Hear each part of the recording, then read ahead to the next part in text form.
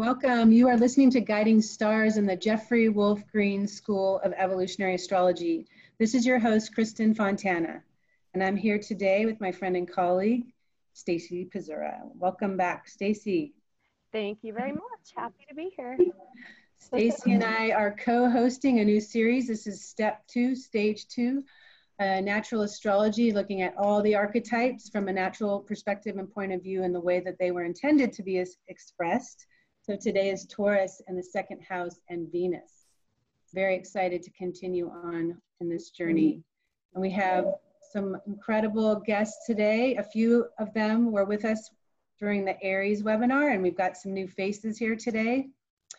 We've got our Moshe Wolfe back and Helena, Garcia, Deva Green, and Upasika, and Cyndy Clemens. So we'll be talking a little about each one of them before their segment to give you a little background on them and how they're connected to this sacred work that we are all so fortunate to be able to study and to live in our lives and to express and to share with others. So anyway, I'm so excited to continue on our journey. No, as well are you, yeah? Yes, yes. Anyway, with Aries and Mars in the first house, we learned about the power of our desire, and that born out of our instinct or the desires that emanate from our soul. And as you follow your instinct, you are discovering more about the world and your role within it. We also learned that with Mars, that the rate and speed of the soul's evolution is directly linked to the choices that we make. Now with Taurus and Venus in the second house, the soul is slowing down and turning in. We go from yang to yin. You're bringing your desires down to earth. And you are tuning into something more tangible. You're wanting to mold it into something that you can make and manifest in your life. So everything downshifts with Taurus. When we think of Taurus and Venus in the second house, it correlates to our instinct to survive. Literally, and what we do in order to survive. And because survival is something that we all value, of course, we want to maintain a sense of security and stability in our life, and then what we value, even down to the very resources that we need to survive, are going to be the things that hold the greatest meaning for us. And for everyone, survival is our front line. It's an instinct, and this instinct comes right out of the primary brain. Within this instinct to survive is also our sexual instinct, and for the soul to procreate in order to perpetuate itself. And we cannot do this via asexual reproduction, because in order for the species to survive, we need an evolving immune system. Immune system is the 12th house, Neptune, and Pisces. Neptune is the higher octave of Venus. And this occurs by combining the genetic structures of two people into a third person. So Taurus in the second house also connects to our pheromones and the process of natural selection. Now Venus as an archetype rules two signs. It rules Taurus, which is the inner side of Venus, which connects to our inner relationship to ourself, and it also connects to Libra. It's a ruler for Libra, which is our relationship to others in the world. And what I find so symbolic in this image is that the second house, Taurus and the ruler Venus, in this context, makes a sextile to the 12th house, Neptune, Pisces. It's a very effortless angle. And so often, so many of us will look outside of ourselves, out into the world for someone to complete us. And yet there's an inconjunct that connects the second to the 7th house, an angle of stress. And so it's not always an easy experience to be in relationships with other people in the world, but it's essentially how we evolve, it's how we learn. But it's important that first we know who we are and that we establish our own inner foundation and an energy of self-reliance.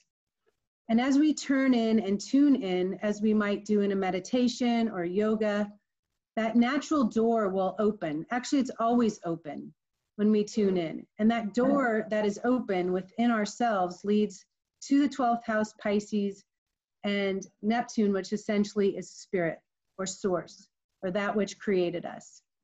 The example that I gave in the first seminar or webinar was the ocean, which is the source of all things, symbolically speaking, and each wave that separates from the sea, or the source, is a soul being born.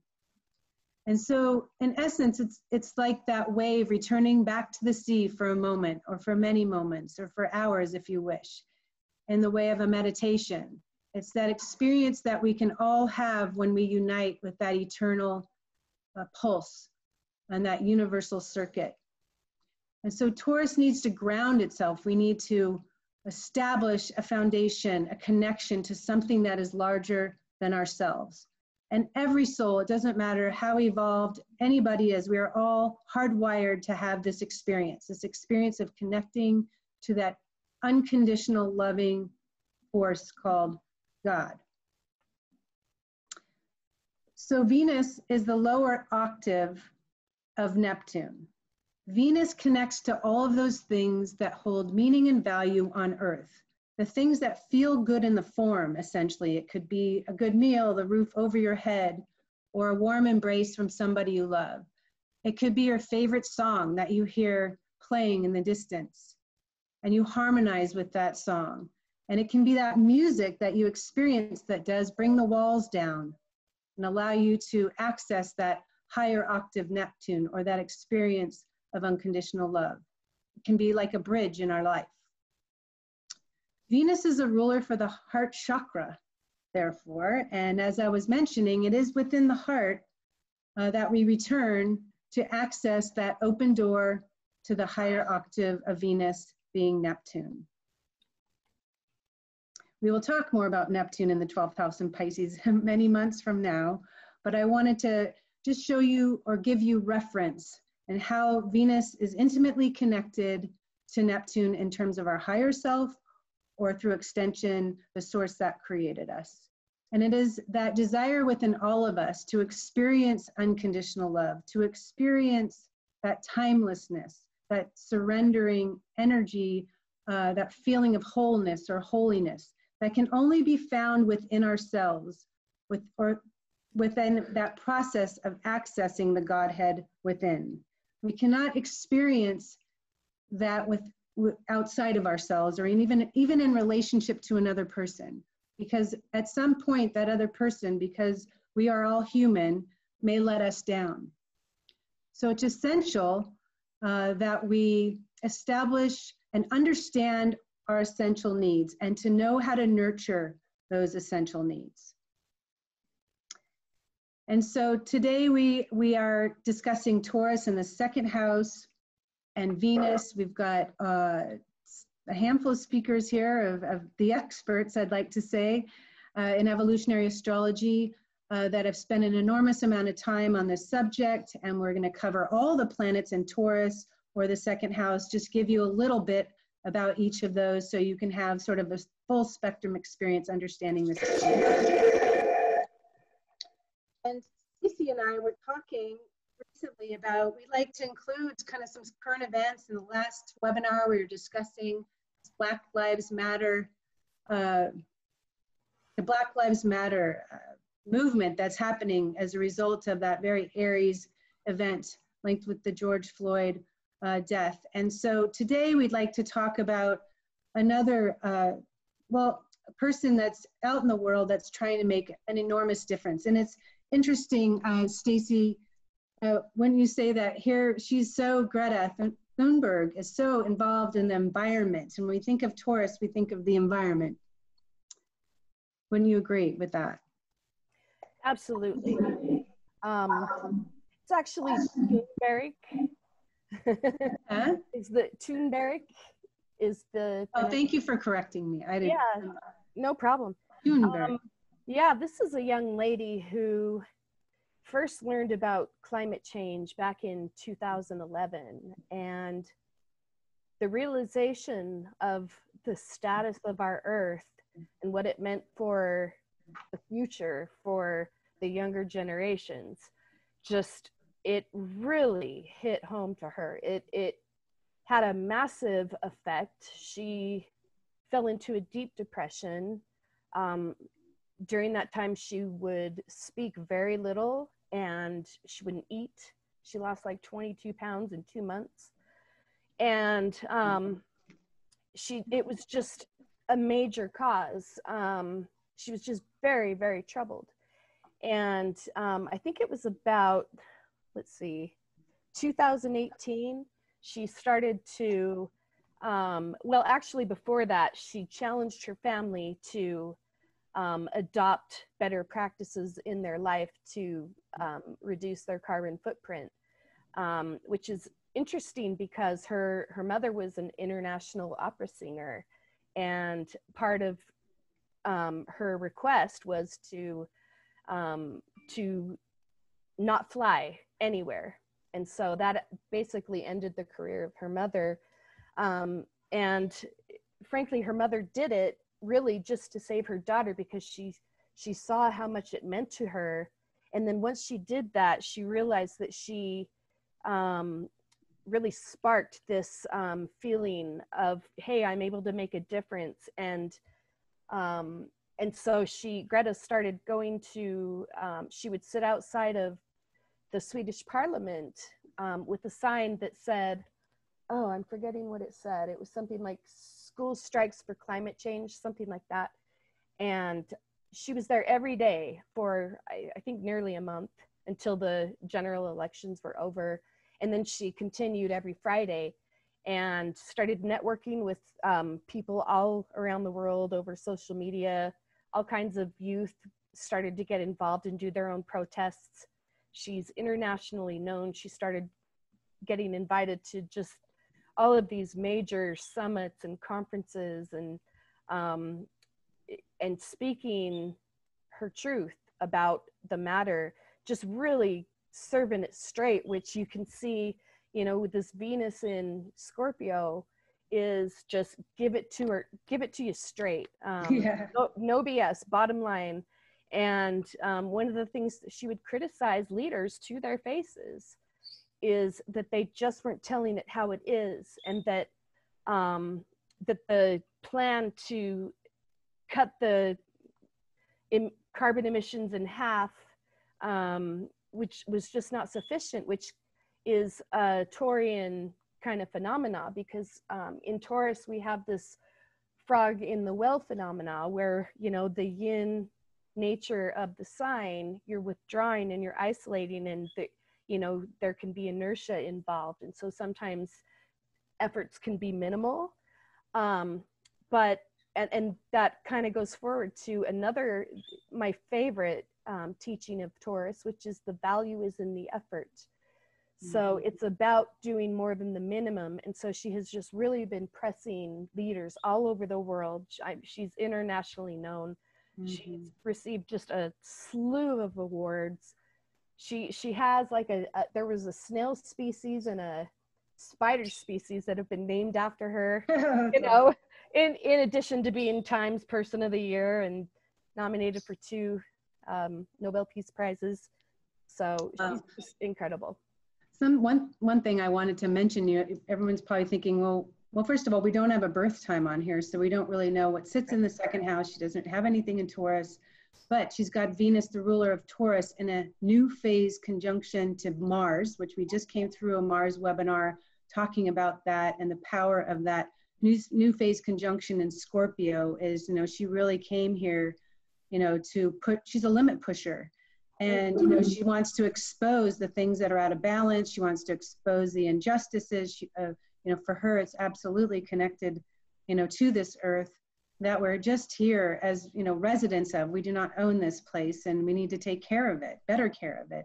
And so it's such a powerful Mars, Venus, new phase in Scorpio. I can't think of anything more powerful, really. And so, of course, one of the things that really set her off in 2018 was that they had these record heat waves in Sweden and all the forest fires that were going on. And when we think of fire, we think of Mars, right? We think of that, something that's caught fire. And it was probably almost an entire Pluto, a little bit over a Pluto cycle, something like 260 something years when they had that kind of heat wave or those kind of temperatures there. And so it's like things had to get so hot and so heated, it literally got her out of her chair. I mean, just like with this Black Lives Matter movement. I mean, it took something extreme, and it took an event it took a moment to make a movement, right? It took an event to get people out into the streets. And in her case, this is a movement that's meant to be for her entire life and to empower her generation. So when we look at Taurus, we have to look at its polarity. We have to look at Scorpio and to see where is that soul evolving to. You know, it's like a match has been lit in her soul, really. And another thing we look at in evolutionary astrology is, you know, how many aspects to Pluto are occurring, you know, how many planets in Scorpio, how many planets in the 8th house. We don't know for sure for her. This chart looks pretty good, though, I got to say. I would not be surprised if it was close to the real thing. But those are the things that we look at to see how much pressure that soul is going to be under in order to evolve, in order to really come here what the soul came here to do. And I see too with that Mars-Venus new phase, you know, it's incredibly courageous. It takes, I mean, you can imagine the death threats that girl's already received, I am sure by now. Oh, for, you know, for all the people that don't believe that global warming is you know, happening here in this world. So this is why we thought of her. Yes. I mean, she inspires me as well, I have to say. I mean, I'm just blown away by her. Yes. So we also found this wonderful quote, when the blood in your veins returns to the sea and the earth in your bones returns to the ground, perhaps then you'll remember that this land does not belong to you. It is you who belong to this land. And that is definitely a message of hers.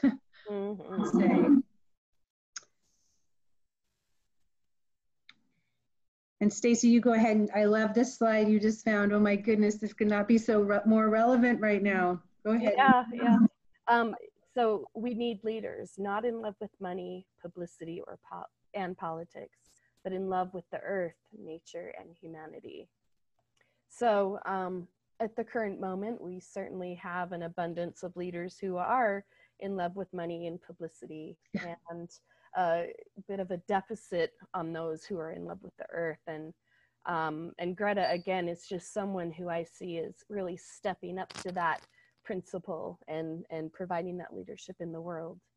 So I want to share one thing before we introduce our wonderful speakers today. Remember back in the day when Jeffrey was teaching, and he said when in one of the classes, how many of you would die for what you believe in? You know, and a lot of hands went up in the air, and mine included. And he said, you know, it's easy to sit here and say that, but when, you know, when push comes to shove and it really comes down to it and your survival is on the line, like we're talking about right now, or maybe you have children and you need to survive for them. How many people would really do that? And I would say Greta is definitely somebody who would die for what she believes in. I think so.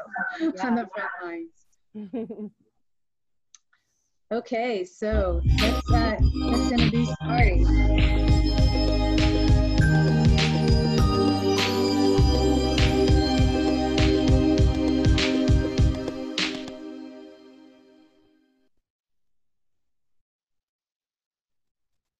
Okay, our first speaker today is going to be Ari Moshe Wolfe. Ari Moshe Wolfe is an evolutionary astrologer, a musician, a writer, and intuitive guide. With honesty and compassion, Ari combines his astrology knowledge with intuitive wisdom and sound medicine. He is the author of Evolutionary Astrology, a Beginner's Guide. Welcome, Ari. Thank you.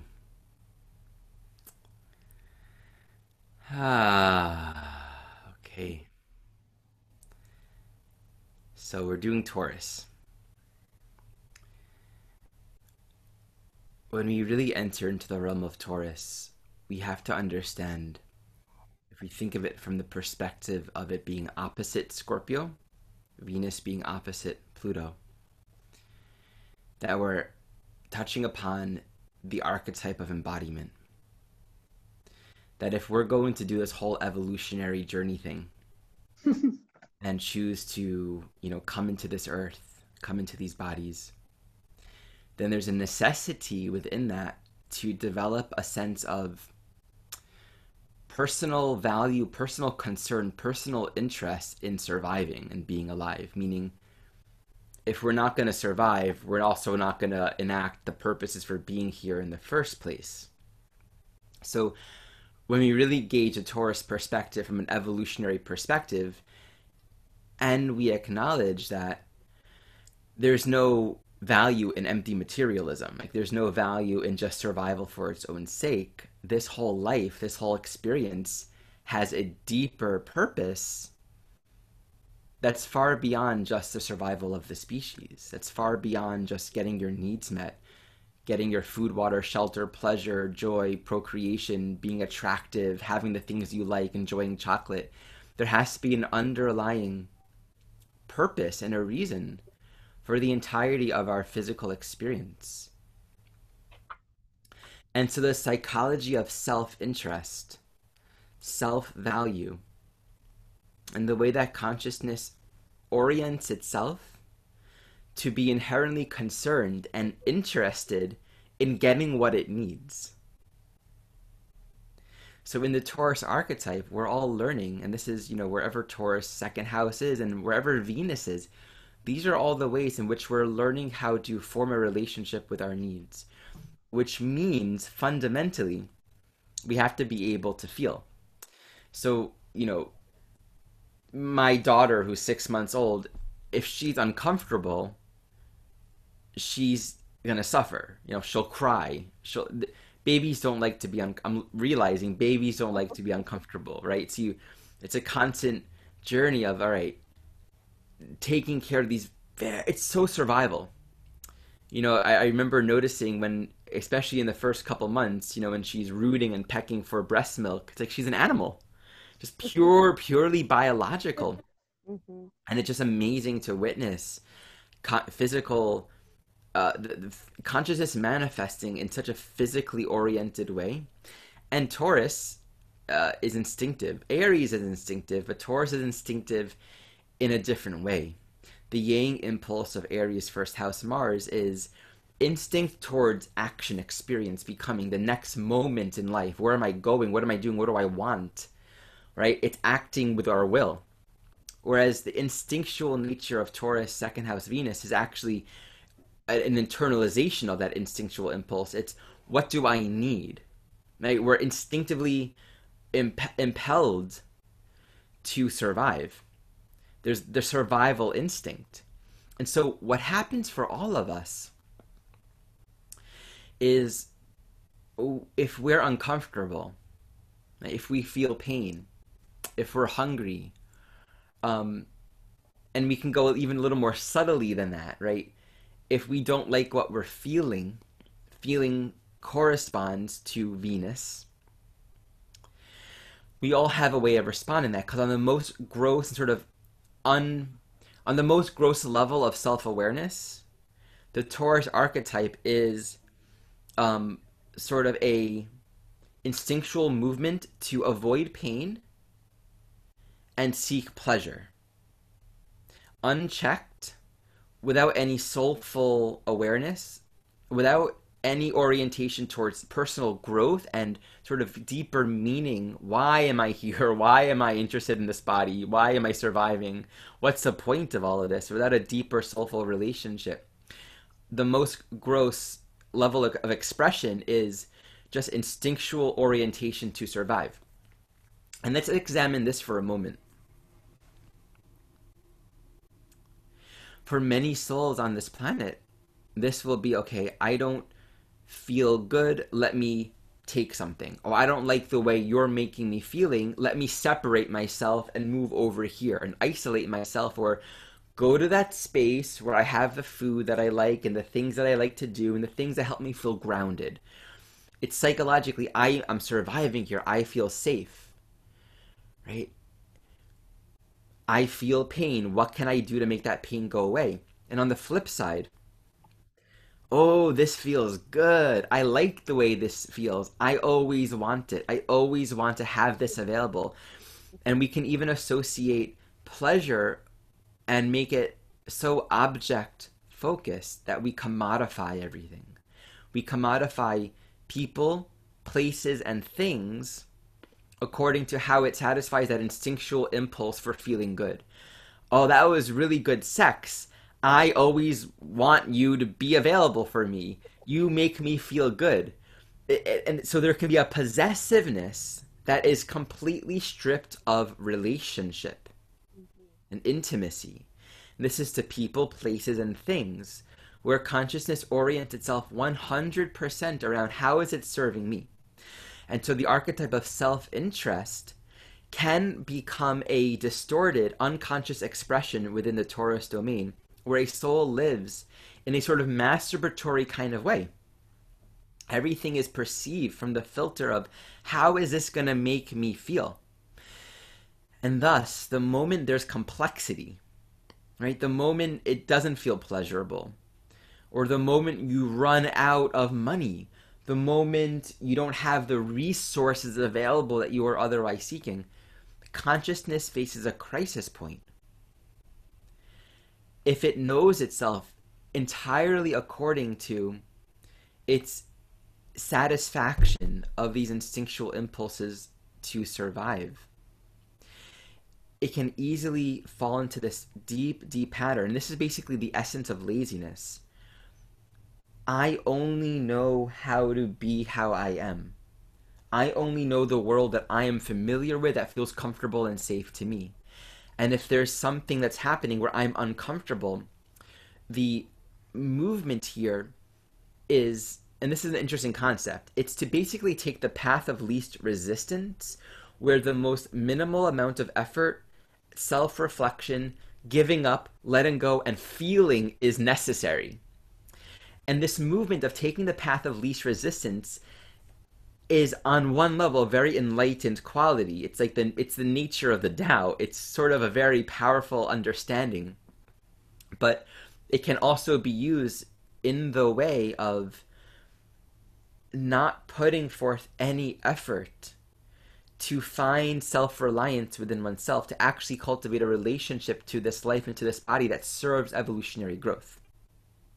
So this is where we have within the Taurus archetype this gravitation towards simplicity and ease at all costs, even if this means pretty much avoiding the world, avoiding dealing with things. So we can have, in the most extreme cases, the hermit archetype that is living in this outward appearance of maybe simplicity or ease or non-complexity, but they're creating a whole lot of stagnation. If we think of Taurus as symbolizing, at least in the upper hemisphere, spring, growth, becoming, it's sensuality, it's the garden. If we're not regenerating and cycling our resources and willing to let go, then we're basically just hoarding experience, hoarding, and we actually fall into the psychology of poverty. Taurus is sort of wealth, it's abundance, it's the state of feeling receptive to life. I have what I need, I am supported, I am nourished.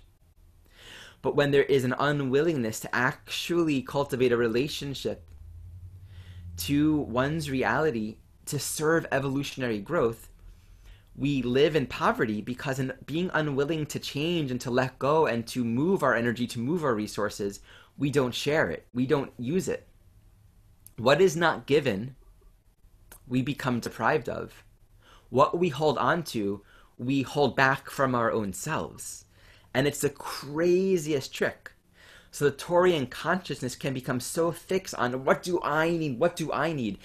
And the movement to avoid confrontation, conflict, dealing with adversity, dealing with problems, because of that strong self-preservation instinct, actually has the adverse effect of creating a reality of lack and deprivation, often hidden under the seeming appearance of, I'm protected and I'm safe. But we go to the grave with the things that we've possessed. And it's a very opposite of wealth. It's a very opposite of abundance. It's a very opposite of true presence. So the deeper teaching within the Taurus archetype is sensation and feeling really is in this present moment. And it derives from the psychology of contentment. If the mind is always orienting from this place of what do I need now? How am I going to get what I need? It's always more, and now is never enough. So to have a self-esteem, a self-value that is oriented towards now is enough. It means we're breathing. It means we're feeling. It means we have a relationship to this present moment. And we're able to move forward with consciousness. Is this serving my own evolutionary growth? Is this useful? And the gift within Taurus to sort of become peaceful and easy and take the path of least resistance can express here as a deep knowing that stillness, an internal quiet of the mind, a non-grasping attitude, peace in one's heart, appreciation for what is now, and the willingness to relax and allow sensation without acting instinctively in response to it. This reveals and sort of makes one available to a deeper revelation, to a deeper experience of life actually beyond just the body. Otherwise, the materialism can become so engrossing that consciousness is always in survival mode. And there can be immense trauma in the Taurus archetype, maybe past lives, needing to really focus on survival, right? But there's actually a peacefulness. And what's the Venus archetype? Venus is spirit, circle, resting on matter, cross. It's sort of like, okay, I can just be here now. I have what I need. And to really contemplate for a moment, what do we need? Well, whatever you have. Do you need your body? Well, are you here? Yes. It's like everything in this life is relevant for our soul journey, for our evolution. It is not meant to be materialized for its own sake. And thus it comes with each one of our lives inherently, just as we have a body, that we are also resonating always with the resources and the physical embodiment, the physical reality that is relevant for us right now. And when we can rest in that, it's like walking into a house, and you can feel this when you walk into a house and it doesn't feel like there's extra stuff, right? It doesn't mean it's like stoic and boring. It just feels like, oh wow, their house feels like it's a container. It's a vessel that allows for peace, joy, contemplation, health, wellness, connection. When you walk into a house or when you see a person, how they're living, how they're moving, you can tell if they're holding a lot of stuff. And we can think in our own life, are we hoarding? Are we holding on to a lot of things? Is there a lot of extra? It's like the whole Marie Kondo thing. Does it spark joy? If not, let go of it. So determining our values and connecting to a deeply soulful relationship to what is relevant and of essence, it allows our consciousness to rest. So when we think about Pluto in particular, in the second house, many of the things that I spoke to resonate with this, but I'm going to address it specifically now. We have to understand that all resources come and go. So you could have you can be a monk meditating and have your cave and have your little blanket and your cushion, and it's like you got very few things and your life's of essence, but your mind can be just focused all the time on like, I need more quiet, the monks next door are breathing so loudly, like there actually isn't any simplicity. And then that cave can crumble, all these kinds of things can happen. The body that you think is so attractive and beautiful to attract a mate, that makes you feel good about yourself, your self-esteem, your self-worth, all the things that constitute a sense of value, that constitutes a sense of I have what I need, I'm survival, I'm safe, can shift in a moment. Which really brings us back to what's the purpose of this life? It is not to become possessive of ourselves or of our experiences, of our stuff. It's to evolve, it's to grow. So that's a big pointer for understanding Pluto in the second house, Pluto in aspect to Venus. embracing the reality of impermanence, and thus finding self-value, self-esteem in the soul itself, which is a present moment relationship to right now. Is my consciousness fixated on the ephemeral coming and goings, or is it centering on the enoughness of my own being? And a quick mention to Saturn in the second house before I pass it on. Whenever we deal with Saturn, we're dealing with the process of social conditioning. And on one level, we can have a lot of fear, right? I am developing values that associate with society says that as a woman, I am valued if I am sexy, or if I look a certain way, or if I da-da-da, or having a house, having this much money. Certain things define culturally these ideas of attractiveness or success or value or importance. We can have a value system that becomes so narrow and so focused that we're actually not feeling, we're not connecting to our own inner authority, our own sense of agency, where we are introspecting and using our body, using our physical reality to define a life that is relevant, the money that we need for the things that we're here to do, right? The house that we need for the family that we are taking care of. It's like the simpleness of building a stable life where we're doing and living in harmony and peace can easily be lost with, well, I need 2 cars. I need this big of a house. Materialistic values that actually create a lot of complexity. The simpler we become, the more we can realize, oh, I'm defining Saturn, my life and my resources, my value and my body and everything that I'm doing and how much money I need to make according to why I'm here and what's truly of essence and of value and of purpose.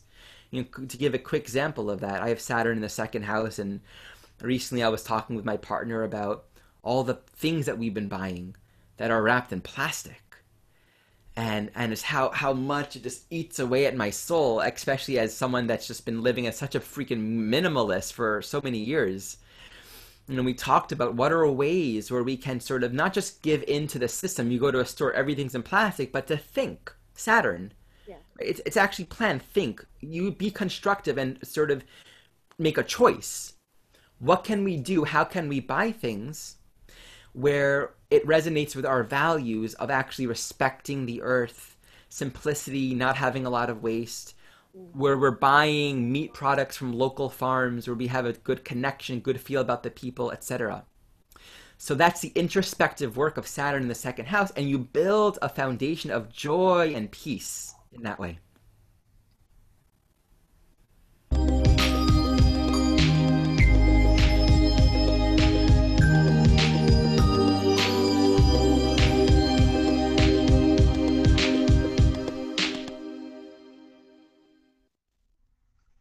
Thank you, Ari. That was excellent. I just felt so much from all that you shared. I felt it. Taurus, in a Taurus way. And that is what Taurus is about, the things that we feel, we sense.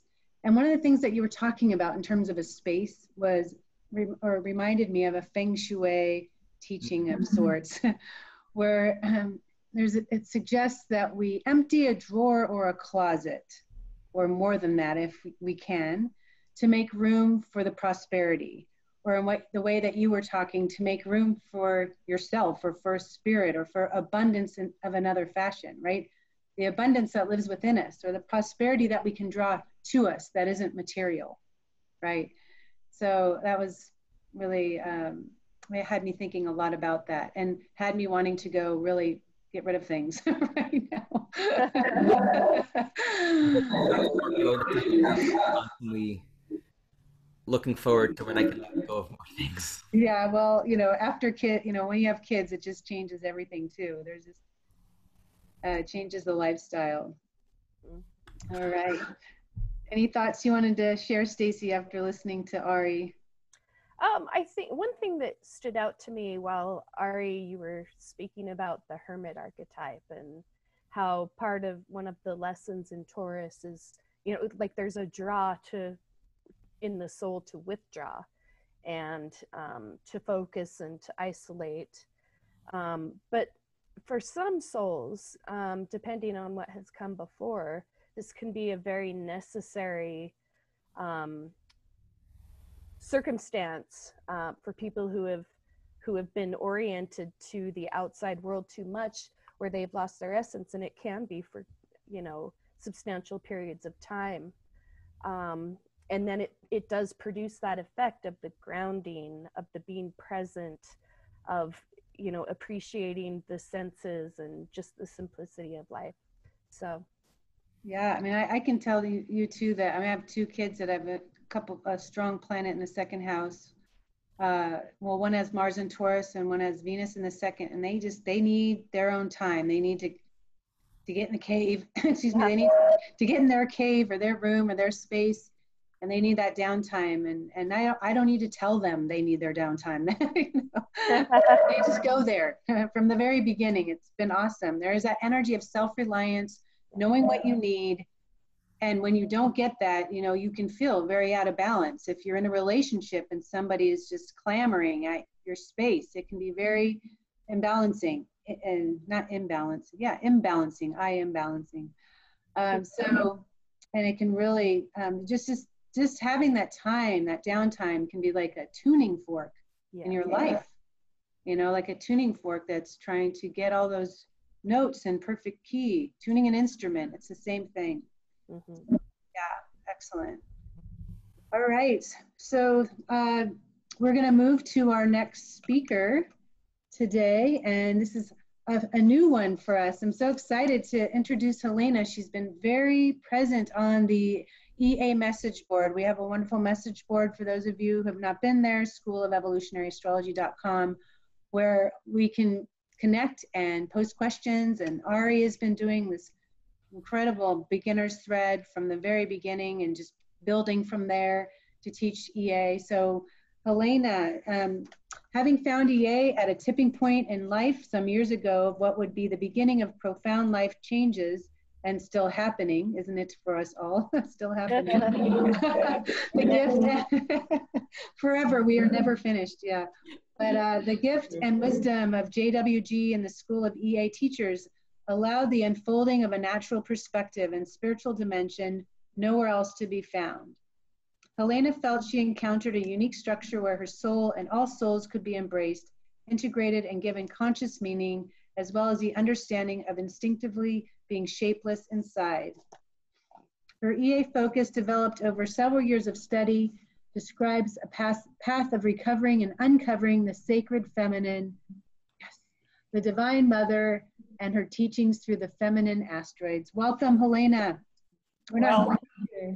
Thank you for inviting me.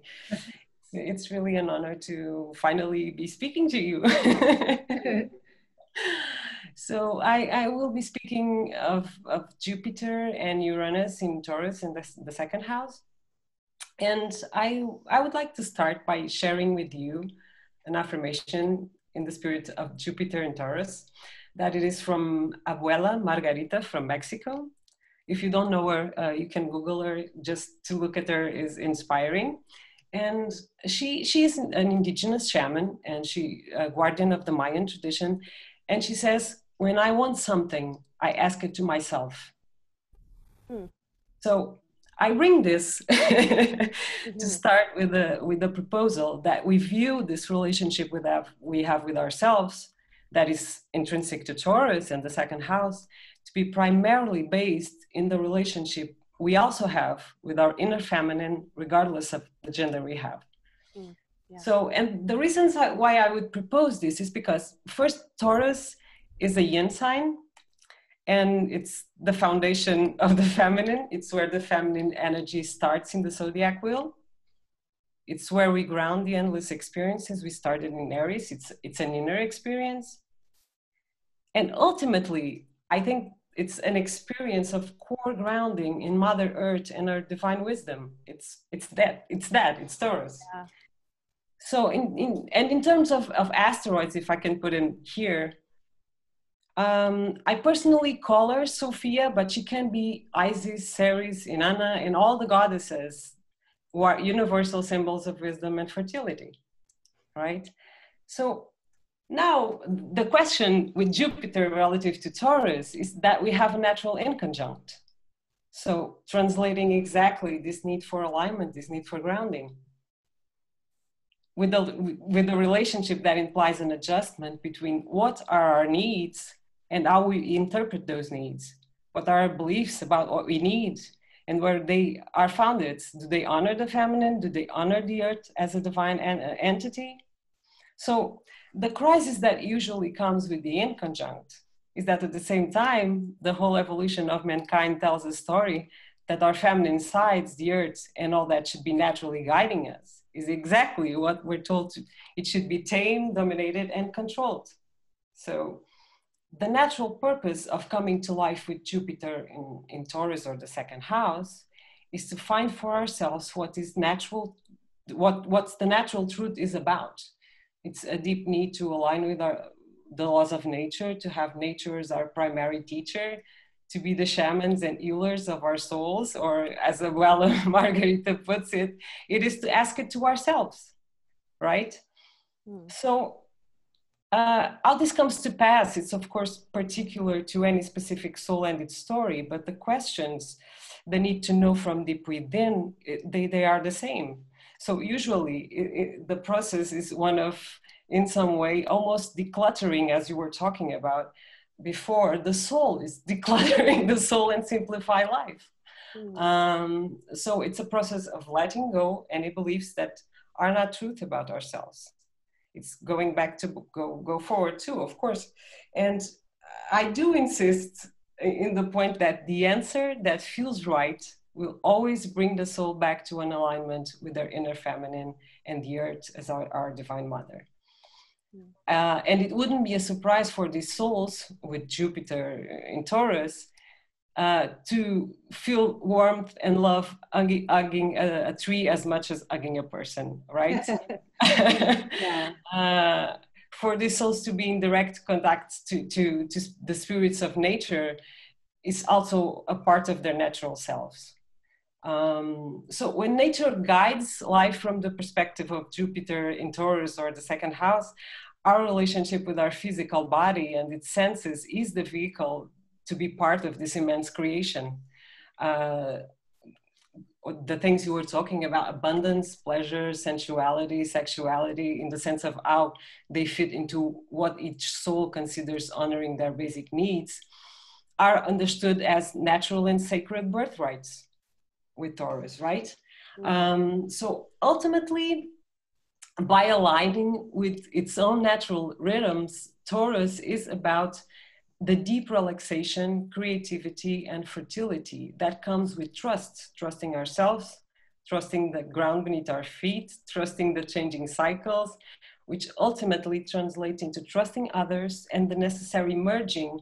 That's the integration of the Pluto polarity point in Scorpio, of meeting others, knowing where we stand ourselves and what are our limits. And it's also an interesting point about survival here is that manifesting naturally, it becomes a creative process, the square to Leo.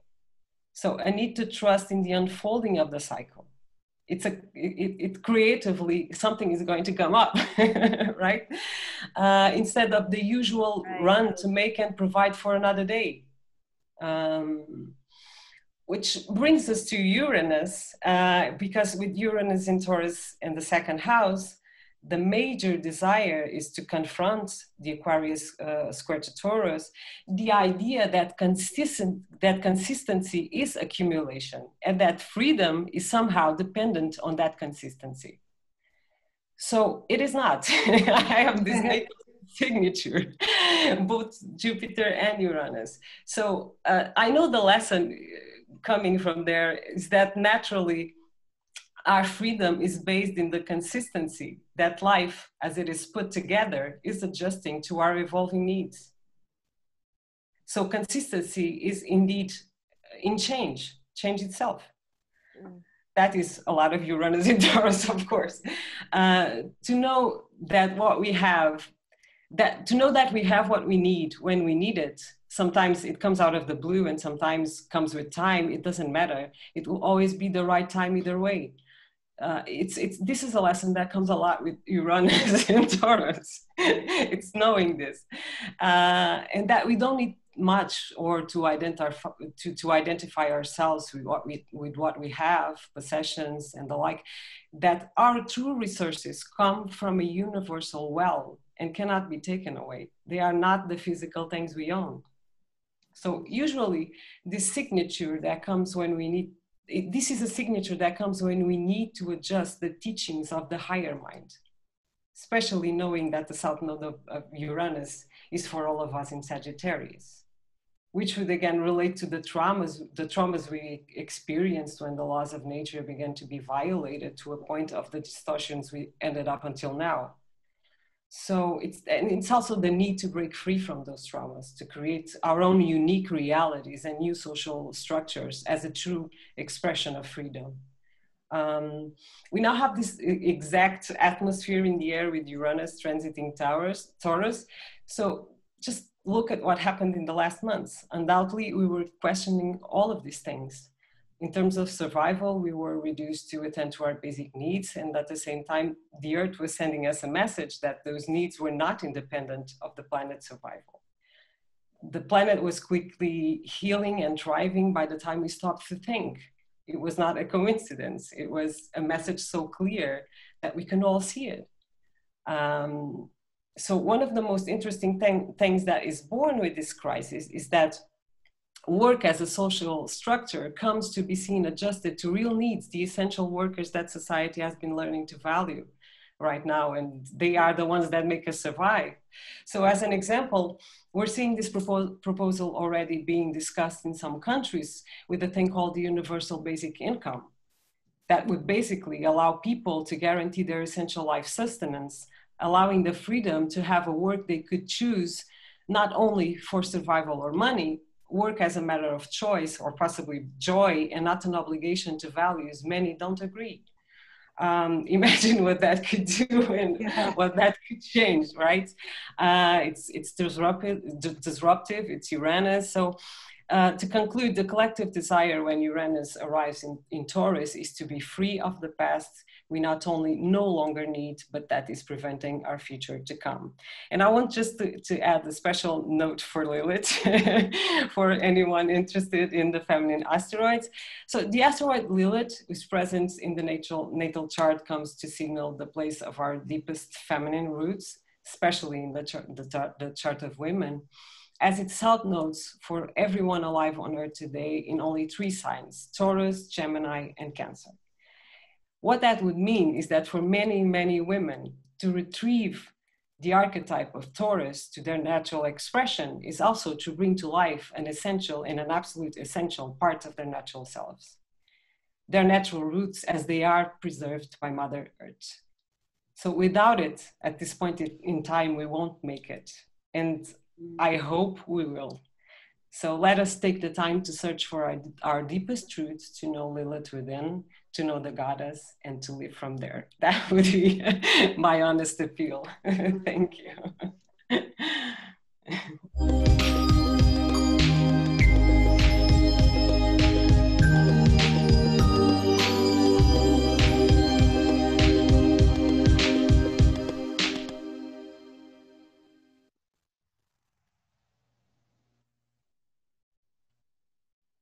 Thank you, Helena. That was awesome. You just really hit the essence of those archetypes. Definitely love that. Yes. One of the things that I really appreciated was relative to Jupiter and Taurus is, you know, we're in this state where the Earth is in crisis and its survival is at stake. And with Jupiter and Taurus, there's an ability to really tune into nature and to watch nature and learn from nature, have nature be the teacher, which relative to that in conjunct, it shows us what adjustments can be made to fix things or to make things more efficient from the simple things that the Earth provides. So I thought that was just really powerful, and it's something that we can all draw upon. It's so simple, it's right here. So And it's a great word for Taurus, simple. I think of that for earth signs. I mean, it is, you strip it down and it's simple. And one of the words that you used, Helena, that I loved, and it's on the heels of something that Ari was talking about with simple spaces, and decluttering was the word you used, decluttering. And yes, it's not so much, and what it really is, the decluttering of a space can help to declutter your mind, and declutter what you are feeling within, so there's less distractions. Yes. And it's really about decluttering what lives within us and evolving the emotions that we cling to or attachments that are there. And through the polarity to Scorpio, Scorpio is about eliminating the things that don't serve us, right? So decluttering allows that to happen. And it's so true with Taurus to be, and for all of us to be tuned into nature and how much it can offer us, how much it can provide, the energy that we don't need stuff. You know?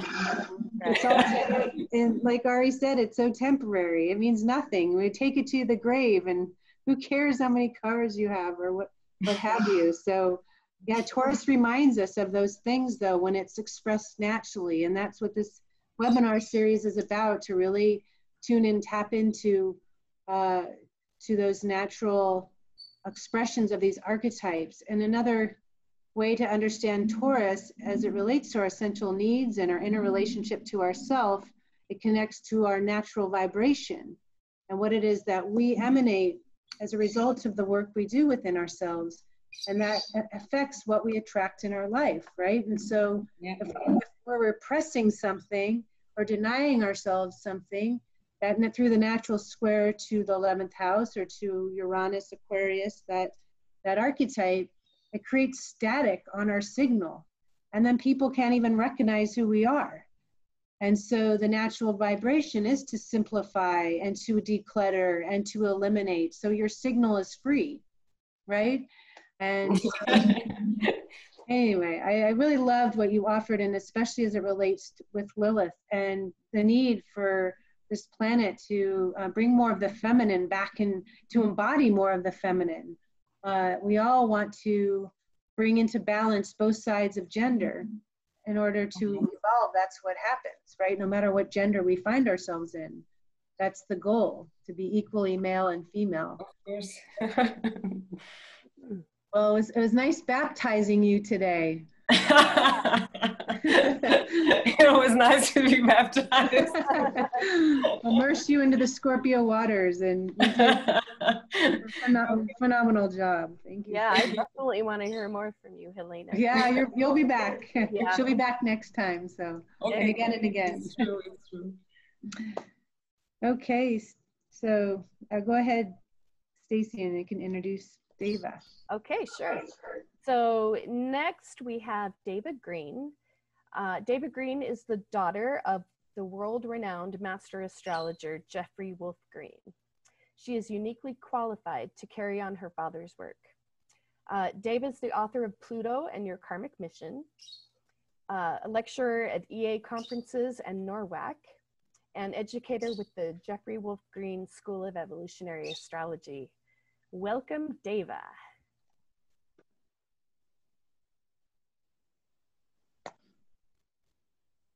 Do we have you, Deva?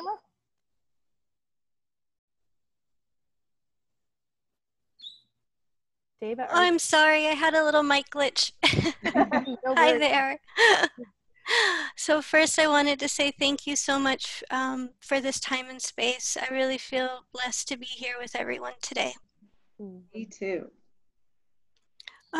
So as you guys were speaking, one thing came to my mind in terms of the Taurus archetype and the emotions, or the sensory body. And from my understanding, one of the deepest emotions that Taurus always wants to feel when it's at its highest expression, or what it's aiming for, is the underlying feeling of self-sufficiency, that I can do this myself. And I know it sounds so basic and it sounds so simple, but I've observed time and time again, when you're looking at this Taurus energy, when these little souls feel that they're either being blocked from doing it by themselves, or that they can't do it by themselves, or they need someone to coach, you have the skills you need, you have the tools you need, you can do this. You can tell I work with children. But when there's this overall feeling of, oh my gosh, after that strife, after that struggle, I'm standing on my own 2 feet, and look at me, I'm doing it. Taurus is just, it's like nirvana. I mean, like, it's just, oh my gosh, after all that, I'm already complete within myself. All of this. So it's amazing. It's like, empowerment. It's empowerment. That's exactly right. And that there can be so many ways in which Taurus learns this essential lesson of self-reliance, self-sufficiency. And as both Ari and Helena were very eloquently and beautifully speaking, aligning with the heart of your values, when you really center in that, and when you really manifest, because we're going to talk about the sun in the 2nd house, when you really manifest what it is that you value, that's in alignment with a higher purpose, that's not just sustaining yourself, but that's linked with sustaining the whole, sustaining the tribe. What gifts do I have to make it so that we can all survive here? The feeling of that is something that can truly make the soul shine from within. Knowing that there's something valuable they can contribute to the whole. It's not just me living in this narcissistic pit. More for me. No. What ends up happening with the square to the sun is that can create a sense of creative stagnation. It can create a sense of I'm not really blossoming here. I feel very externally secure because I have my house, I have my paycheck, I'm able to buy whatever food I want, when I want, buy whatever clothes I want. But I have to say, it's not satisfying that Taurus 2nd house feeling of how do I manifest, how do I blossom, how do I actualize what it is I'm really true to do? How can I trust? How can I put value on those things? Because they're not, when you evolve or when you touch base with something that's larger than yourself, the value system purges, or it does cleanse itself from being attached to materials, to money, to resources that we have to attain more for ourselves and so on. And the manifestation of those things in terms of linking that resource with something that again contributes with a higher purpose, a higher sense of giving to the whole, and so on. That's can be a way to actualize or to manifest that feeling of doing it for myself. I know for some, depending on the chart, it can be the experience of from riches to rags. Having those things that are absolutely pulled from you in a Scorpio fashion, being left to stand on your own, and all of a sudden you find out that, you know, those things, while I thought they constituted security and so on, I'm finding much more creative freedom and vitality and spirit, and feeling like my resources are really blossoming to their maximum, sun in Taurus, by allowing that tension to be worked through identifying a resource that can really sustain us all here. I know that music is often correlated with Taurus in the 2nd house, and one of my favorite singers, I think you pronounce his name Bono from U2. He's got sun in Taurus, and you can tell his music is totally about nurturing the tribe. One of my favorite lyrics by him is, "We're one, but we're not the same." It's nurturing that creativity, nurturing that ability to actualize yourself, materialize yourself, to really go through that tension of more for me, or gaining through giving to others, so to speak. And I can also see that because it's linked with the connection to the 12th house, and we'll also talk about Neptune to this through Taurus, or the second. When you align with higher values, it's that transference between temporal values and meeting one's basic needs. And that, as you guys were also specifically, Ari, were touching upon, it can be the evolution of the monk, who is very much connected to his essence, their essence, but the expansion that can happen through touching base with the 12th house energy of pushing, will it be the 8th house, evolving past that through a connection to the eternal. How can I give? Sometimes that little frog in the well wants it all for itself. And through the 12th house, there can be that, well, it's time to share. Right. It's time to open up to the true abundance, which is by growing or merging or evolving past the cave, even though I'm so safe and secure there. And the cave you can always go back to the cave. The cave is always there for retreat and for renewal. But with Sun going into the 12th house, is trusting in the abundance. It really makes me think of the story of the penniless test, where Yogananda was adamant. His brother was really trying to push him into relying on his family's wealth and his father's wealth, and how dare you? You seem so independent of this wealth, and so on. And Yogananda says, "Oh, well, I'm very conscious of my dependence upon the Lord." And I can tell you, and he says, to prove it to you, if you really need proof, I will take my friend, we will get on a train, and we won't have a penny. And we will not beg, and we will return in 2 days. Because I am conscious on my dependence on the Lord, and the Lord will provide in any given circumstance. And of course, 2 days from then, there he was back on the platform from which he left, smiling. Here I am. His brother couldn't believe it, right? Could not believe it. It's a great story. So it's by surrendering, or it's by giving up those things that lose its meaning over time. And that's it's a difficult process, but in my understanding, it's a very organic and natural process to surrender those things that no longer have meaning. It's like a fleshing out, or it's a way to wring out the sponge, setting the seeds for the true abundance to ripen and to manifest, as the group was speaking about.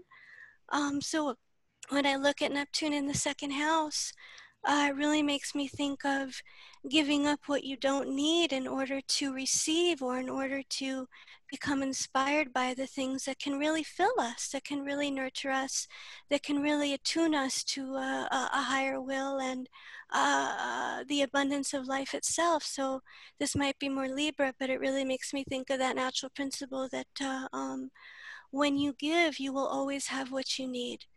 That it's almost like through the connection to Libra, that the giving is the true abundance, and that whatever you give will come back to you. You'll always be provided for if you do. You'll always have what you need if you do that first. And I was looking at Albert Einstein's chart, who happens to have Neptune in Taurus.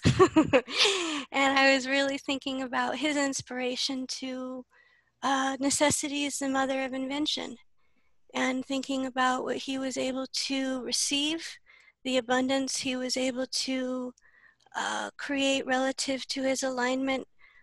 The way that he learned was literally, I believe he said, I want to know God's mind. He had a sun in Pisces. And it was through that his connection to the source became his greatest resource to receive. How he learned, how he taught. It was amazing, because all the scientific stuff, it almost became non-scientific, because it was literally like he was looking at a blueprint and able to bring down in tangible form, or in that real Torian form. Though, of course, the whole linear part of it, but what I really saw in that was the receptivity, and how the receptivity in and of itself can become a resource for self-sustainment, and to potentially have to receive the abundance. So to kind of summarize everything, from my understanding, the most natural expression of this Taurus archetype is to secure oneself, or for self-preservation, to be linked with a higher purpose, to be linked with creative actualization of skills that, or of capacities that can be used to sustain the tribe versus sustaining oneself, whether it's as simple as creating a fire, bringing that fire to the tribe, lighting everyone's little torch. Here I have it, and now you have it, so yay. Or the Neptune in the second that says, oh my gosh, I once had nothing, and now, boom, I just received everything. By giving it all up, it all came back. Or not back, but I received what I really need. So the Taurus energy can be very aligned with higher values, higher principles, and self-preservation. Again, can be linked with beyond the personal, but can be linked to sustaining tribe or sustaining society at large.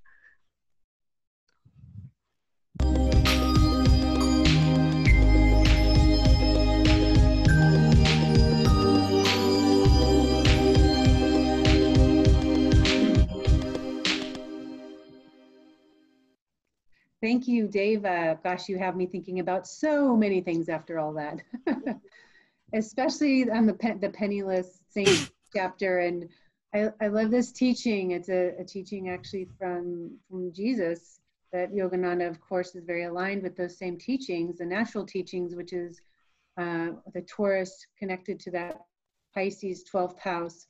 Seek God and God only, and all things will be added on to you.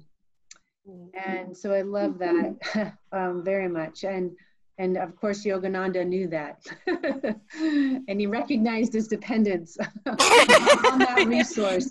Yes. Another quickie I wanted to ask you is, it feels, at least, especially just now, I had this just revelation, and I don't know if I'm correct on this, but of course, when I think of Einstein, I think of the third stage spiritual, but it appears that in that lifetime as Einstein, that evolved into the first stage spiritual, third stage individuated, excuse me, to first stage spiritual. Does that feel right? Yes. Yeah, so in that lifetime, he, the genius evolves into, a high, he crossed that threshold in that lifetime. Mm-hmm. Right, thank you. There was a lot about him that you shared just now that I didn't realize. So wonderful offering there. Stace, anything? No, I appreciated all of that. It was very clear. I really appreciate the power, because, in Taurus, you're internalizing your personal values, but, with Neptune, those personal values are then merging with timeless ultimate meaning.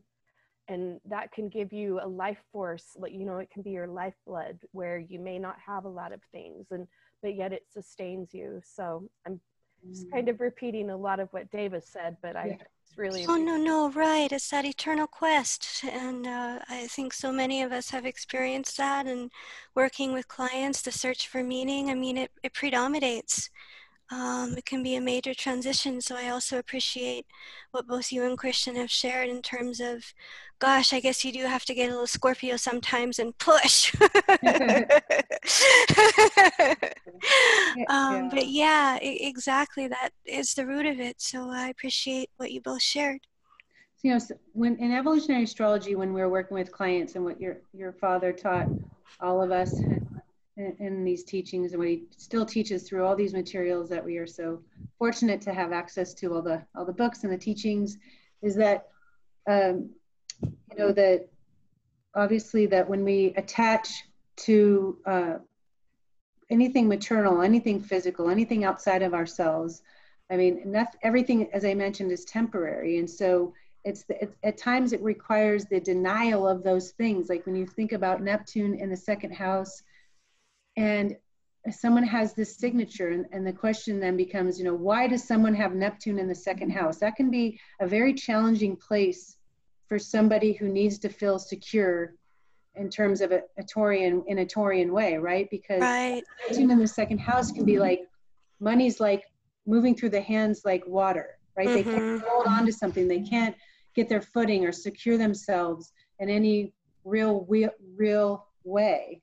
And so if every time something comes in, it's going out, it's teaching the soul that you can't attach to the material.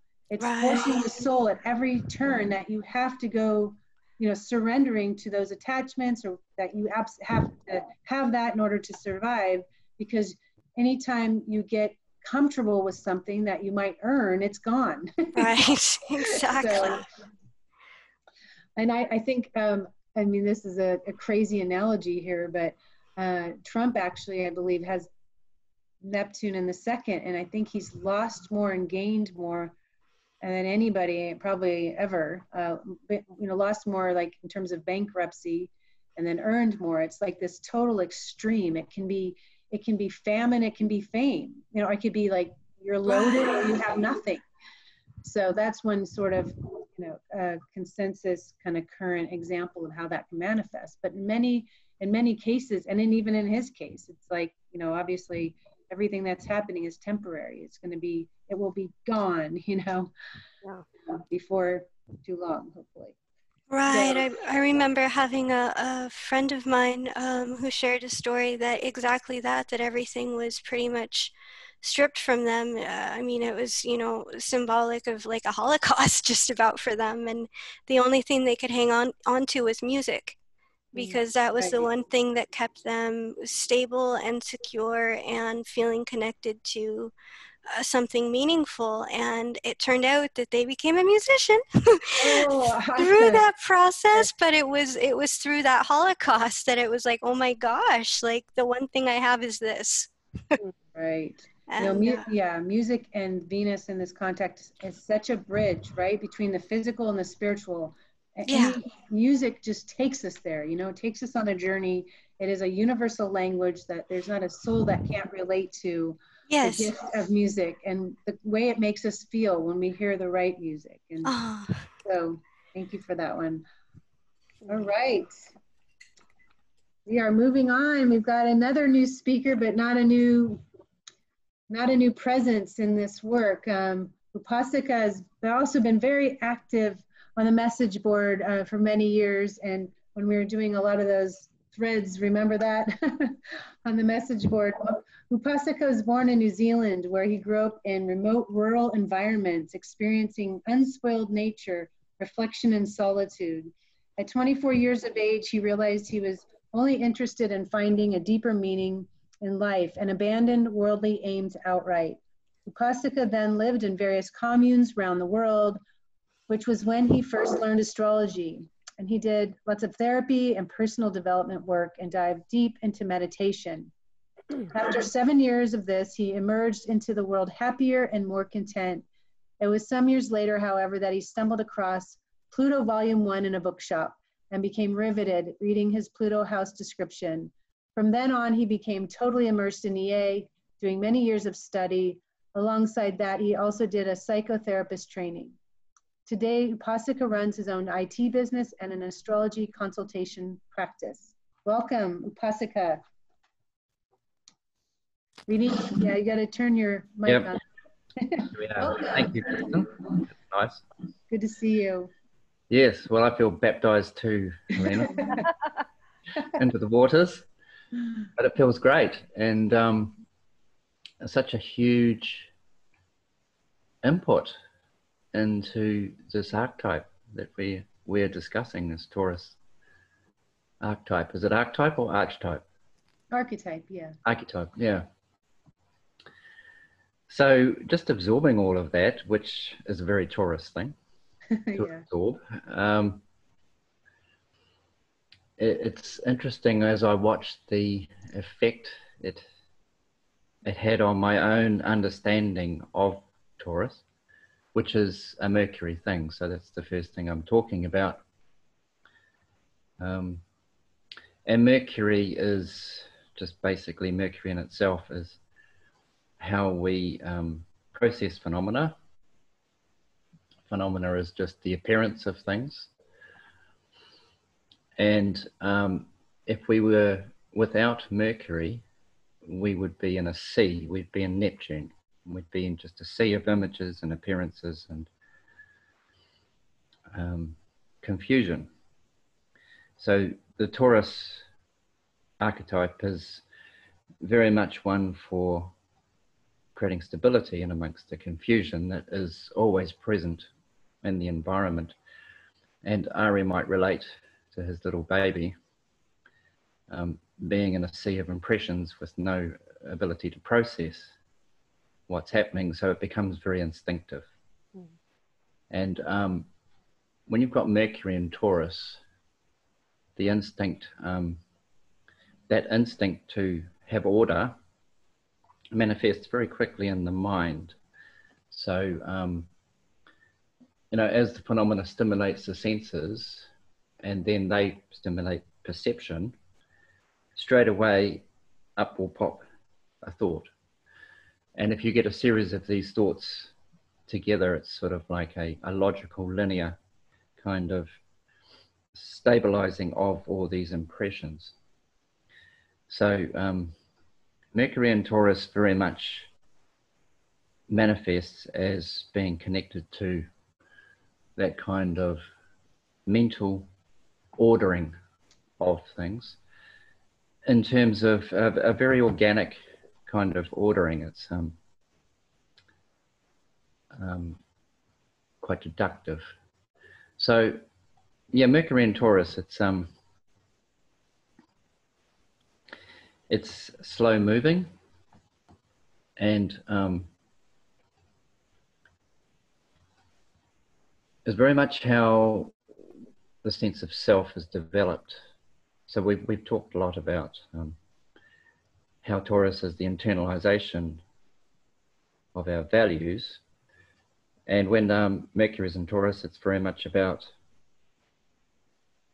creating the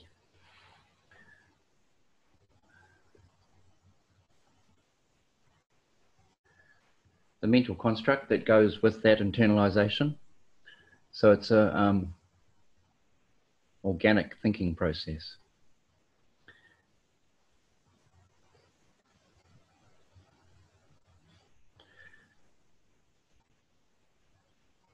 This is difficult. I'm finding it difficult to speak with nothing coming back. So we can talk with you if it's easier.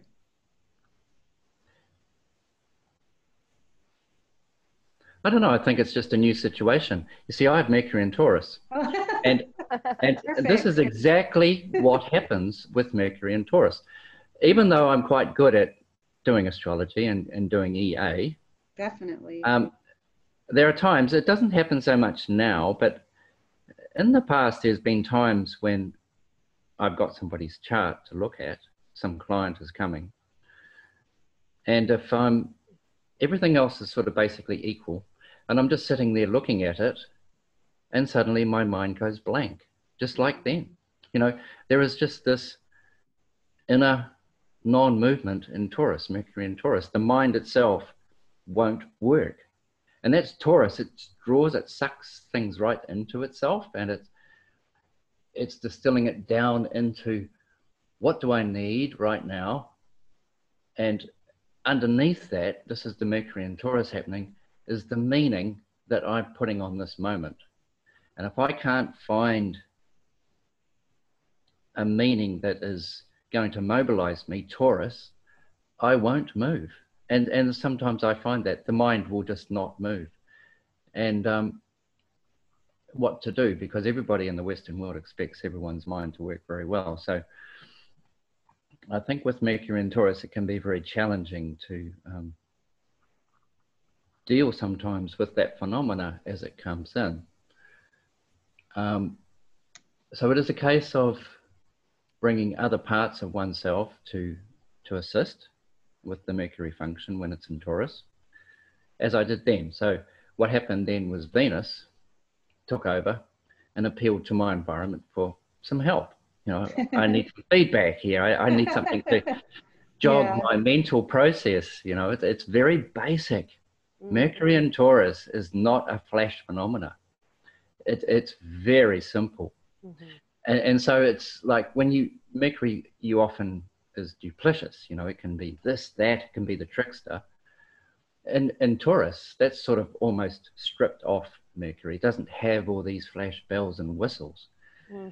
So what happens when you've got Mercury in Taurus and you come across this functioning inside that is like this? Well, guess what happens? It throws you back in. You can't relate out there and keep up with everybody in their flash minds, you know. So you're thrown back in. And that gets interesting when Mercury in Taurus does the Taurus thing and self-reflects. Then things start to happen, because what happens is that idea of oneself, that sense of oneself, is not being validated from outside. So then you're left with, what do I know? Well, your own thoughts. What do I need to sustain myself right now? And that's where this inconjunct to Libra comes in. If you're sitting there thinking that you have to meet other people's expectations, guess what happens with Mercury in Taurus? It stops. It just doesn't move. So that doesn't work either.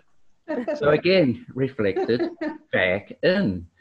And once you get the hang of it, then you never leave out. You just don't go out for Mercury in Taurus. You rest inside with the mind and its mental process.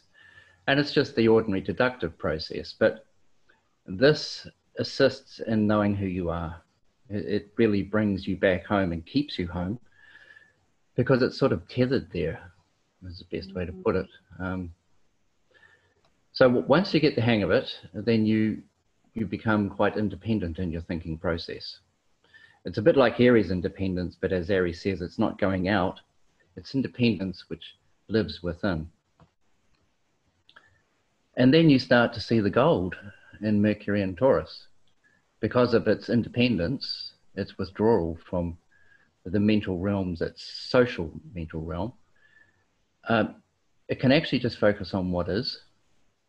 It doesn't get lost in the past. It can do, because Taurus is very sort of feminine within, but it basically is Buddha was born on a Taurus full moon, became enlightened on a Taurus full moon, and died on a Taurus full moon. Taurus is about what is. I think he called it Tathata, suchness. And then when one's Mercury aligns with the suchness and the stillness in the suchness, in between every little droplet on that web, and stays with it, then the richness of the present moment starts to manifest. And that can be recognized with one's mind. Once that point is reached, then the downside and the difficulties of Mercury and Taurus, which sometimes I equate Mercury and Taurus to being conjunct Saturn, it's a bit like that. Sometimes it's got a retrograde feel to it, like it's going backwards more than forwards.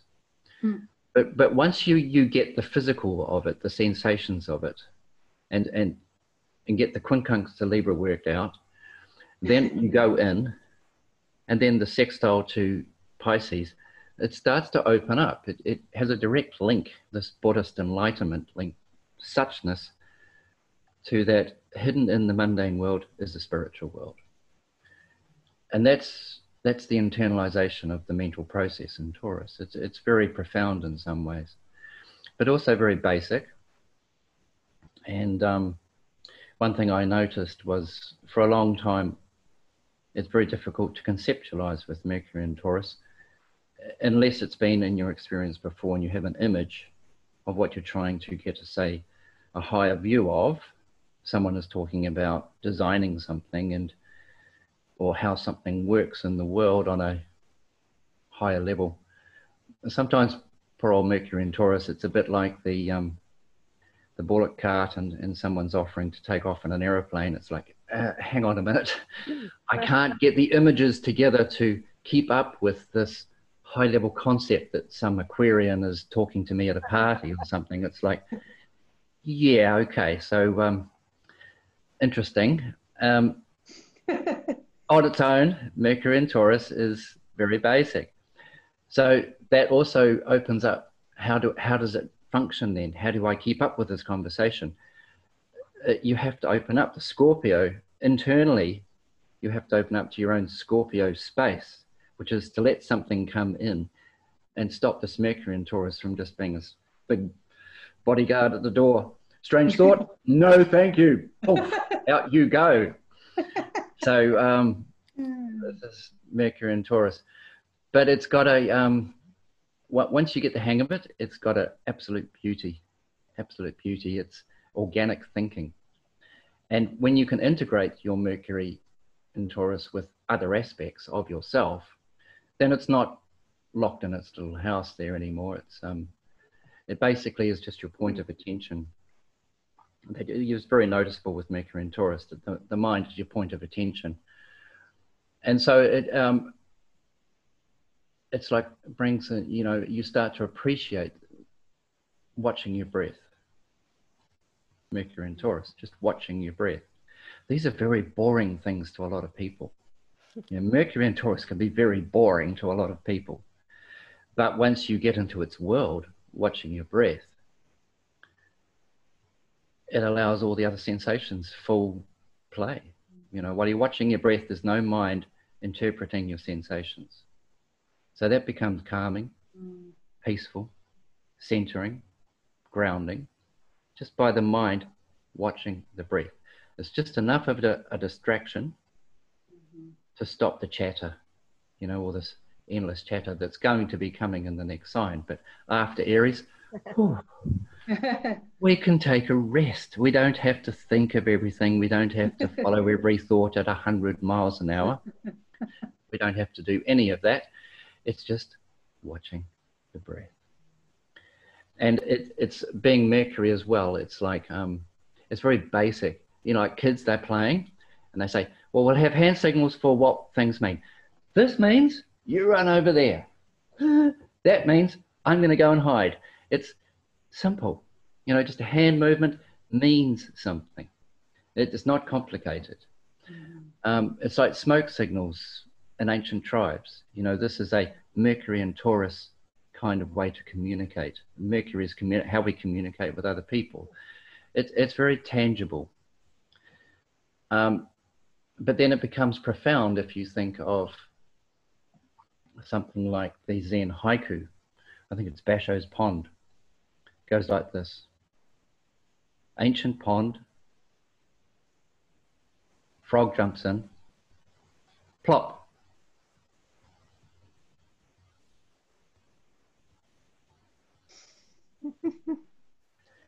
And that's given to monks to just meditate with for the whole day. Wow. Mercury and Taurus. Okay, so then that moves into Venus and Taurus, which kind of takes over from that Mercury and Taurus point, because Mercury will bring the mind back from all the way out there inside to rest, to be calm. And the whole description of Taurus has been pretty Venus-y Taurus. Venus is our Venus is sort of how we relate to ourselves. So it's the